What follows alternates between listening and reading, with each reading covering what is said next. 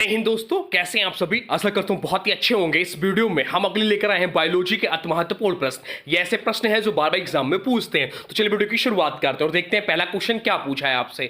पहला क्वेश्चन पूछा है किस प्रकार का सूक्ष्म जीव टाइफाइड का कारण बनता है। किस प्रकार का सूक्ष्म जीव जो है टाइफाइड का कारण बनता है, ये आपसे पूछा है। चलिए बता दीजिए इसका राइट आंसर क्या हो जाएगा। राइट आंसर जो हो जाएगा वो हो जाएगा ऑप्शन बी, जीवाणु। जीवाणु इस प्रश्न का राइट आंसर हो जाएगा। जीवाणु सूक्ष्म जीव टाइफाइड का कारण बनता है। टाइफाइड का कारण सालोमेला टाइफी नामक जीवाणु होता है। टाइफाइड का संक्रमण प्रदूषित जल कारक होता है। मलेरिया जो है प्रोटोजोआ के कारण होता है। कवक की बात करें तो कवक के कारण दांत खाज और एथलीट फुट नामक रोग होता है। और वायरस के कारण पोलियो, खसरा, गलसुआ, एड्स एवं इन्फ्लुएंजा जैसी बीमारियां होती हैं। चलते हैं अगले प्रश्न की ओर, देखते हैं अगला प्रश्न क्या पूछा है आपसे। अगला प्रश्न पूछा टमाटर में कौन सा अम्ल यानी कि एसिड मौजूद होता है, ये आपसे पूछा। टमाटर में कौन सा अम्ल या एसिड मजबूत होता है मौजूद होता है, ये आपसे पूछा है। चलिए बता दीजिए इसका राइट आंसर क्या हो जाएगा। राइट आंसर जो हो जाएगा वो हो जाएगा ऑप्शन डी, ऑक्सलेरिक एसिड पाया जाता है। राइट आंसर हो जाएगा ऑप्शन डी, टमाटर में ऑक्सलेरिक अम्ल मौजूद होता है। टमाटर में लाल रंग का कारण जो होता है लाइकोपीन है। टार्टरिक एसिड जो है, टार्टरिक एसिड जो ऑप्शन में दिया है या जो है इमली में पाया जाता है। सल्फेनिक एसिड की बात करें तो प्याज में पाया जाता है। और मैलिक अम्ल की बात करें तो सेब में पाया जाता है। सिरका, अचार आदि में एसिटिक अम्ल पाया जाता है। संतरा और नींबू में सिट्रिक अम्ल पाया जाता है, साइट्रिक अम्ल पाया जाता है। अब चलते हैं अगले प्रश्न की ओर, देखते हैं अगला प्रश्न क्या पूछा है आपसे। अगला प्रश्न पूछा डीएनए में किस नाइट्रोजन बेस की जोड़ी पाई जाती है। डीएनए में किस नाइट्रोजन बेस की जोड़ी पाई जाती है, यह आपसे पूछा है। चलिए बताइए इसका राइट आंसर क्या हो जाएगा। राइट आंसर हो जाएगा ऑप्शन बी, एडेनिन और थाइमिन इस प्रश्न का राइट आंसर हो जाएगा। डीएनए में कुल 4 नाइट्रोजन बेस पाए जाते हैं। कौन कौन से? तो एडेनिन, थाइमिन, साइटोसिन और गुआसिन। इसमें बेस पेयरिंग निम्न प्रकार के होते हैं। एडेनिन ए हमेशा थाइमिन यानी कि टी के साथ जुड़ता है, एटी। और साइटोसिन जो है हमेशा ग्वाइनिन के साथ जुड़ता है, या जोड़ी हाइड्रोजन बॉन्ड के माध्यम से जुड़ी होती है। और एडेनिन जो है थाइमिन से डबल हाइड्रोजन बांड के साथ जुड़े होते हैं। साइटोसिन जो है गुआनिन से ट्रिपल हाइड्रोजन बांड से जुड़े होते हैं। चलते हैं अगले प्रश्न की ओर, देखते हैं अगला प्रश्न क्या पूछा है आपसे। अगला प्रश्न पूछा है कोशिका का शक्ति केंद्र किसे कहा जाता है।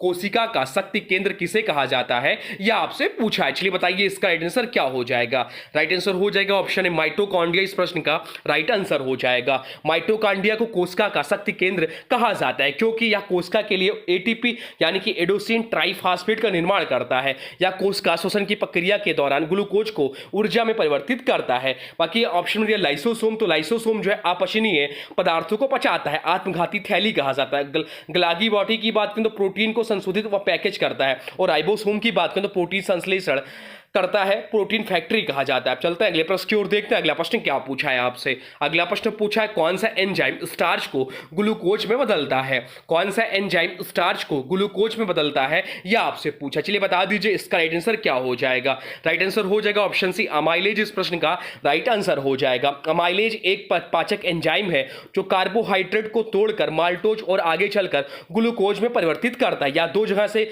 स्त्रावित होता है। कहां से? तो लार ग्रंथि से, लार ग्रंथि यानी सलाइवा एमाइलाइज पाइलिन से मुंह में, और अग्नाशय यानी कि छोटी आंत से। अन्य विकल्पों की बात करें तो पेप्सिन जो है या प्रोटीन पाचक को प्रोटीन को पचाता है। टिप्सिन भी प्रोटीन को पचाता है और लाइपेज जो है वसा को पचाता है। अब चलते हैं अगले प्रश्न की ओर, देखते हैं अगला प्रश्न क्या पूछा है आपसे।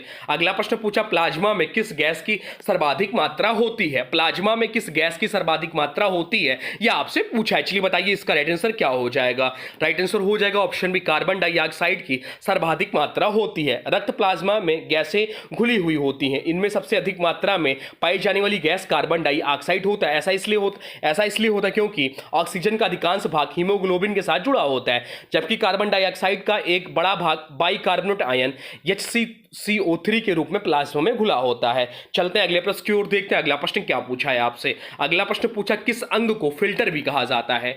किस अंग को फिल्टर भी कहा जाता है, यह आपसे पूछा है। चलिए बताइए इसका राइट आंसर क्या हो जाएगा। देखते हैं आपकी तैयारी कैसी है। तो राइट आंसर हो जाएगा ऑप्शन बी, वृक्क या किडनी को फिल्टर कहा जाता है।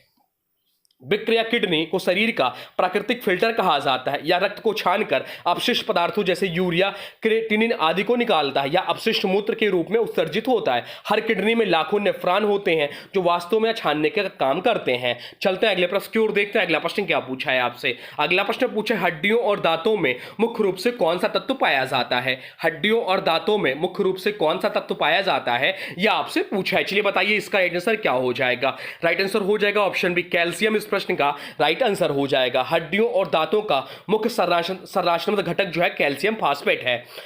शरीर में 99% कैल्शियम हड्डियों और दांतों में मजबूती और संरचना बनाए रखने के लिए पाया जाता है। चलते हैं अगले प्रश्न की ओर, देखते हैं अगला प्रश्न क्या पूछा है आपसे। अगला प्रश्न पूछा है प्रकाश संश्लेषण की क्रिया में किस गैस का उपयोग होता है। प्रकाश संश्लेषण की क्रिया में किस गैस का उपयोग होता है यह आपसे पूछा है। चलिए बता दीजिए इसका राइट आंसर क्या हो जाएगा। राइट आंसर हो जाएगा ऑप्शन सी, कार्बन डाइऑक्साइड का उपयोग होता है। प्रकाश संश्लेषण वह प्रक्रिया है जिसमें पौधे सूर्य की प्रकाश की उपस्थिति में कार्बन डाइऑक्साइड और जल का उपयोग करके ग्लूकोज और ऑक्सीजन का निर्माण करते हैं। चलते हैं अगले प्रश्न की ओर, देखते हैं अगला प्रश्न क्या पूछा है आपसे। अगला प्रश्न पूछा है थायरॉक्सिन हार्मोन्स के निर्माण में कौन सा तत्व जरूरी होता है। थायरॉक्सिन हार्मोन्स के निर्माण में कौन सा तत्व जरूरी होता है यह आपसे पूछा। चलिए बता दीजिए इसका राइट आंसर क्या हो जाएगा। राइट आंसर हो जाएगा ऑप्शन बी, आयोडीन इस प्रश्न का राइट आंसर हो जाएगा। थायरॉक्सिन हार्मोन्स का निर्माण थायराइड ग्रंथि द्वारा किया जाता है। इसके निर्माण में आयोडीन एक आवश्यक खनिज तत्व है। यदि शरीर में आयोडीन की कमी हो जाए तो थायरॉक्सिन का निर्माण घट जाता है। इसमें गठिया या हाइपोथायराइडिज्म जैसी समस्याएं हो सकती हैं। चलते हैं अगले प्रश्न की ओर, देखते हैं अगला प्रश्न क्या पूछा है आपसे। अगला प्रश्न पूछा है मानव शरीर की सबसे छोटी हड्डी कौन सी है। मानव शरीर की सबसे छोटी हड्डी कौन सी है। तो मानव शरीर की जो सबसे छोटी हड्डी होती है वह स्टेपीज होती है, कान की हड्डी होती है। अगर आपसे पूछ लेता कि मानव शरीर की सबसे बड़ी हड्डी कौन सी है तो मानव शरीर की सबसे बड़ी हड्डी जो है वो फीमर है।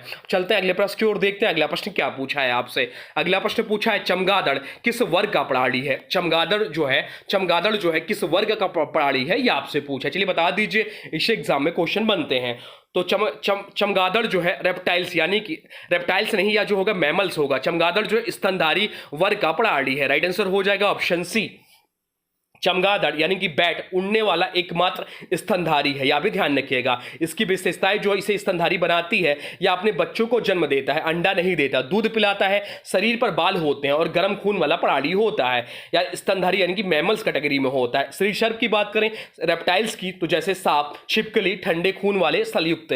पक्षियों की बात करें बर्ड की तो या इनका जो इसमें जो पाया जाते हैं पंख, चोंच, अंडा देने वाले जैसे कबूतर, तोता। उभयचर की बात करें तो इसमें जल और स्थल दोनों पर जीवन यापन करने वाले जीव जंतु होते हैं जैसे मेढक और सलामेंडर। चलते हैं अगले प्रश्न की ओर, देखते हैं अगला प्रश्न क्या पूछा है आपसे। अगला प्रश्न पूछा मूत्र का पीला रंग किसकी मौजूदगी के कारण होता है। मूत्र का पीला रंग किसकी मौजूदगी के कारण होता है यह आपसे पूछा है। चलिए बता दीजिए इसका राइट आंसर क्या हो जाएगा। तो राइट आंसर जो हो जाएगा वो हो जाएगा ऑप्शन सी, यूरोक्रोम इस प्रश्न का राइट आंसर हो जाएगा। मूत्र का पीला रंग यूरोक्रोम नामक वर्णक के कारण होता है। यह वर्णक हीमोग्लोबिन के टूटने के दौरान बनने वाले बिलिरुबिन और बिलिवर्डिन के चयापचय से बनता है। यूरोक्रोम गुर्दा द्वारा फिल्टर होकर मूत्र के साथ बाहर निकलता है। चलते हैं अगले प्रश्न की ओर, देखते हैं अगला प्रश्न क्या पूछा है आपसे। अगला प्रश्न पूछा है विटामिन ए की कमी से कौन सा रोग होता है। विटामिन ए की कमी से कौन सा रोग होता है यह आपसे पूछा है। चलिए बता दीजिए विटामिन ए की कमी से कौन सा रोग होता है। तो विटामिन ए की कमी से रतौंधी नामक रोग होता है। इसका राइट आंसर हो जाएगा ऑप्शन बी। विटामिन ए का रासायनिक नाम जो है रेटिनॉल है। ऑप्शन में दिया है स्कर्बी, तो स्कर्बी जो है विटामिन सी की कमी से होता है। विटामिन सी का रासायनिक नाम जो है एस्कॉर्बिक अम्ल है। बेरी जो रोग होता है वह विटामिन बी वन की कमी से होता है। विटामिन बी वन का रासायनिक नाम जो है वह थायमीन है। और रिकेटस जो होता है विटामिन डी कमी से, ये विटामिन डी कमी से रिकेटस नामक रोग होता है। बच्चों में रिकेटस होता है और बड़ों में ऑस्टोमलेशिया नामक रोग होता है। इसका रासायनिक नाम क्या है विटामिन डी का, यह आप लोग कमेंट बॉक्स में बता दीजिए। अब चलते हैं अगले प्रश्न की ओर, देखते हैं अगला प्रश्न क्या पूछा है आपसे। अगला प्रश्न पूछा रक्त का लाल रंग किसके कारण होता है।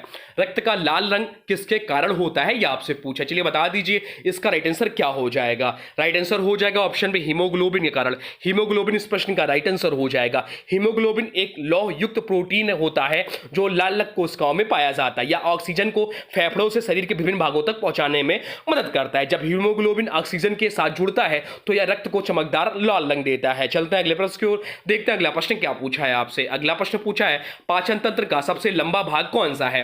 पाचन तंत्र का सबसे लंबा भाग कौन सा है यह आपसे पूछा। चलिए बता दीजिए इसका राइट आंसर क्या हो जाएगा। बहुत लोग बड़ी आंत को टिक करके आएंगे जो कि गलत हो जाएगा। राइट आंसर हो जाएगा ऑप्शन बी, छोटी आंत। छोटी आंत जो है पाचन तंत्र का सबसे लंबा भाग होता है। छोटी आंत मानव पाचन तंत्र का सबसे लंबा भाग है जिसकी लंबाई लगभग 6 से 7 मीटर यानी कि 20 से 23 फीट होती है। या 3 भागों में विभाजित होती है, डुडेनम, जेजुनम और इलियम। इसमें अधिकांश पाचन और पोषक तत्वों का अवशोषण होता है।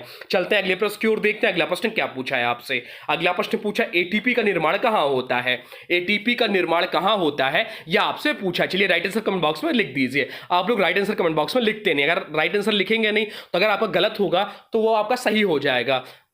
बाकी आपकी मर्जी। चलिए बताइए इसका राइट आंसर क्या हो जाएगा। राइट आंसर जो हो जाएगा वो हो जाएगा ऑप्शन सी, माइटोकॉन्ड्रिया में। एटीपी का जो निर्माण होता है वह माइटोकॉन्ड्रिया में होता है। एटीपी जिसका फुल फॉर्म होता है एडोसिन ट्राइफॉस्फेट। हमेशा याद रखिए फुल फॉर्म बताता हूँ, एग्जाम में सीधे सीधे फुल फॉर्म पूछ लेता है। तो एटीपी जिसका फुल फॉर्म होता है एडोसाइनिन ट्राइफॉस्फेट को शक्ति मुद्रा यानी कि एनर्जी करेंसी कहा जाता है, क्योंकि यह शरीर में ऊर्जा का मुख्य स्रोत है। माइटोकॉन्ड्रिया में कोशिकीय श्वसन की प्रक्रिया के दौरान एटीपी का निर्माण होता है, इसलिए माइटोकॉन्ड्रिया को कोशिका का शक्ति केंद्र कहा जाता है। चलते हैं अगले प्रश्न की ओर, देखते हैं अगला प्रश्न क्या पूछा है आपसे। अगला प्रश्न पूछा ट्रिप्सिन नामक एंजाइम कहां से स्रावित होता है।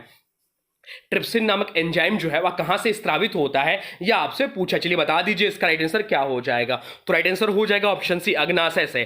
ट्रिप्सिन नामक एंजाइम जो होता है वह अग्नाशय से स्रावित होता है। ट्रिप्सिन एक पाचक एंजाइम है जो प्रोटीन के पाचन में सहायता करता है, या अग्नाशय से एक अक्रिय रूप में जैसे ट्रिप्सिनोजन कहते हैं स्त्रावित होता है, या छोटी आंत में जाकर सक्रिय होकर ट्रिप्सिन बनाता है। चलते हैं अगले प्रश्न की ओर, देखते हैं अगला प्रश्न क्या पूछा है आपसे। अगला प्रश्न पूछा निम्नलिखित में से किसे आनुवंशिकता का जनक कहा जाता है। निम्नलिखित में से किसे आनुवंशिकता का जनक कहा जाता है यह आपसे पूछा है। चलिए बता दीजिए इसका राइट आंसर क्या हो जाएगा। राइट आंसर हो जाएगा option B, Gregor John Mendel को फादर ऑफ जेनेटिक्स कहा जाता है। ग्रेगर मेंडल को आनुवंशिकता का जनक कहा जाता है। उन्होंने मटर के पौधों पर प्रयोग करके लक्षणों के वंशानुगत संचरण के नियम बताए, जिन्हें आज हम मेंडल के नियम के रूप में जानते हैं। तो यह भी पूछ लेता किस पौधे का प्रयोग किया था, तो मटर के पौधे का। चलते हैं अगले प्रश्न की ओर, देखते हैं अगला प्रश्न क्या पूछा है आपसे। अगला प्रश्न पूछा कौन सी ग्रंथि आपातकालीन हार्मोन्स स्रावित करती है। कौन सी ग्रंथि जो है आपातकालीन हार्मोन स्रावित करती है यह आपसे पूछा। चलिए बता दीजिए इसका राइट आंसर क्या हो जाएगा। राइट आंसर हो जाएगा ऑप्शन डी, एड्रिनल ग्रंथि जो है आपातकालीन हार्मोन स्रावित करती। बहुत ही इंपॉर्टेंट प्रश्न है यह।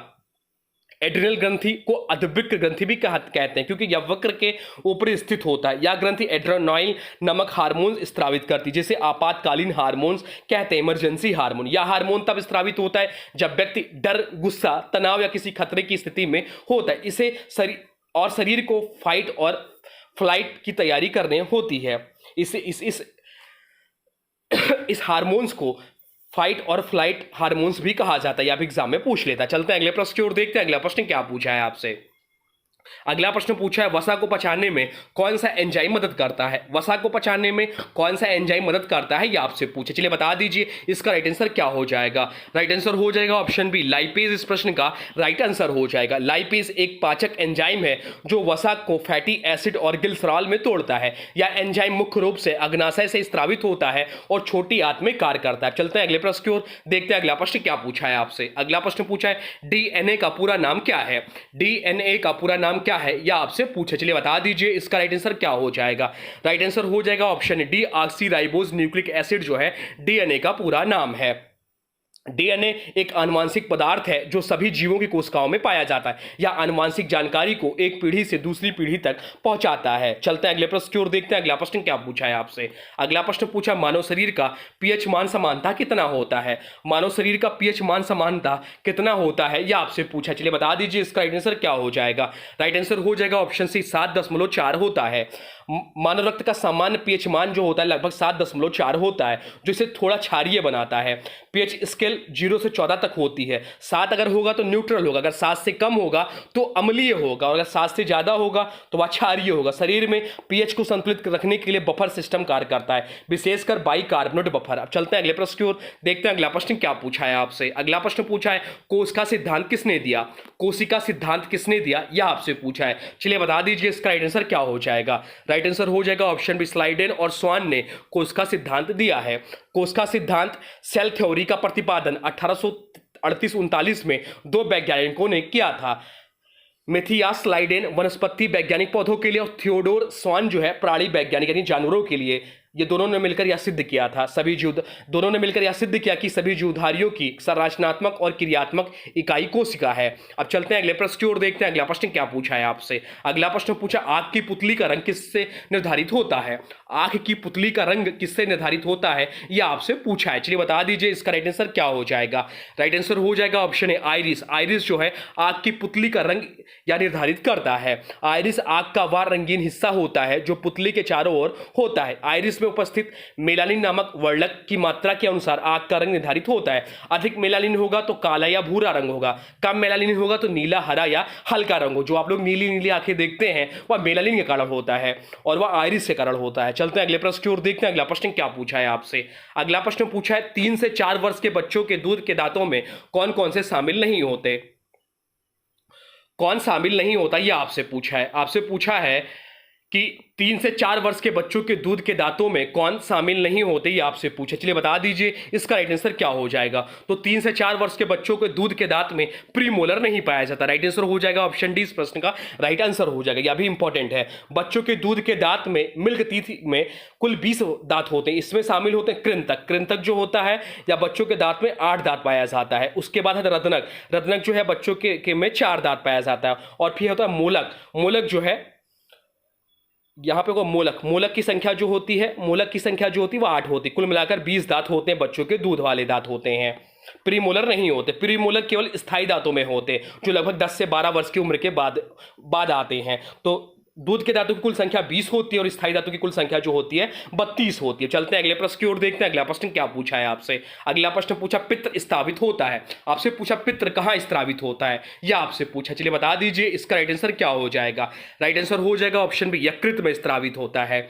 पित्त यानी कि बाइल एक हरे पीले रंग का तरल होता है जो वसा के पाचन में मदद करता है। पित्त का निर्माण स्त्राव यकृत में होता है या फिर पित्ताशय में संग्रहित होता है, जहां से भोजन के पाचन के समय या पित्त नली के माध्यम से छोटी आंत में पहुंचता है। चलते हैं अगले प्रश्न की ओर, देखते हैं अगला प्रश्न क्या पूछा है आपसे। अगला प्रश्न पूछा है शरीर का तापमान किसके द्वारा नियंत्रित होता है। शरीर का तापमान जो है वह किसके द्वारा नियंत्रित होता है, यह आपसे पूछा। चलिए बता दीजिए इसका राइट आंसर क्या हो जाएगा। राइट आंसर हो जाएगा ऑप्शन बी, हाइपोथैलेमस। हाइपोथैलेमस इस प्रश्न का राइट आंसर हो जाएगा। हाइपोथैलेमस ग्रंथि जो है शरीर के तापमान को नियंत्रित करती है। हाइपोथैलेमस मस्तिष्क का एक हिस्सा है जो तापमान नियंत्रण का केंद्र होता है या शरीर के भीतरी तापमान को संतुलित बनाए रखने के लिए पसीना, कांपना, रक्त प्रवाह जैसी प्रक्रियाओं को नियंत्रित करता है। चलते हैं अगले प्रश्न की ओर, देखते हैं अगला प्रश्न क्या पूछा है आपसे। अगला प्रश्न पूछा है निम्नलिखित में से कौन सा हार्मोन उत्तेजना के दौरान अधिक मात्रा में निकलता है। निम्नलिखित में से कौन सा हार्मोन उत्तेजना के दौरान अधिक मात्रा में निकलता है, यह आपसे पूछा। चलिए बता दीजिए इसका राइट आंसर क्या हो जाएगा। राइट आंसर हो जाएगा ऑप्शन सी, एड्रिनल इस प्रश्न का राइट आंसर हो जाएगा। एड्रिनल को फाइट और फ्लाइट हार्मोन्स भी कहा जाता है। यह उत्तेजना, डर, तनाव या अचानक किसी संकट की स्थिति में अधिवृक्क ग्रंथि से अधिक मात्रा में निकलता है। इसके प्रभाव से हृदय गति बढ़ती है, सांस तेज होती है, मांसपेशियों में ऊर्जा बढ़ती है और मानसिक सतर्कता तेज हो जाती है। इस प्रश्न को हम लोग ऊपर भी पढ़े हैं, बहुत ही इंपॉर्टेंट प्रश्न है। अब चलते हैं अगले प्रश्न की ओर जो कि आज का अंतिम प्रश्न है। आज के अंतिम प्रश्न से आपसे पूछा है किस अंग को रक्त बैंक कहा जाता है। किस अंग को रक्त बैंक कहा जाता है, यह आपसे पूछा। चलिए बता दीजिए इसका राइट आंसर क्या हो जाएगा, कमेंट बॉक्स में लिख दीजिए। तो राइट आंसर हो जाएगा ऑप्शन बी, प्लीहा को रक्त बैंक कहा जाता है। प्लीहा रक्त का भंडारण करती है और यह पुराने आरबीसी को नष्ट करती है। तो ये रहे टॉप 30 बायोलॉजी के अति महत्वपूर्ण प्रश्न जो आपके एग्जाम में आपको देखने को मिल सकता है। आज के वीडियो से प्रश्न है, इसका राइट आंसर आप लोगों को कमेंट बॉक्स में बताना है। आज के वीडियो से प्रश्न है मानव शरीर की सबसे छोटी हड्डी कौन सी है। मानव शरीर की सबसे छोटी हड्डी कौन सी है, या आज के लिए आपसे प्रश्न है। इसका जो भी राइट आंसर होगा कमेंट बॉक्स में जरूर बताइए। कोई सुझाव हो तो आप कमेंट बॉक्स में लिख दीजिए और कोई प्रश्न हो तो आप कमेंट बॉक्स में पूछ सकते हैं। तो चलिए मिलते हैं नए वीडियो में, तब तक के लिए thanks for watching railway exam target. For more update please subscribe railway exam target channel को। और हाँ देखिए, अभी तक आपने वीडियो को लाइक नहीं किया है तो प्लीज वीडियो को लाइक कर दीजिए और वीडियो को किसी स्टडी ग्रुप में शेयर कर दीजिए।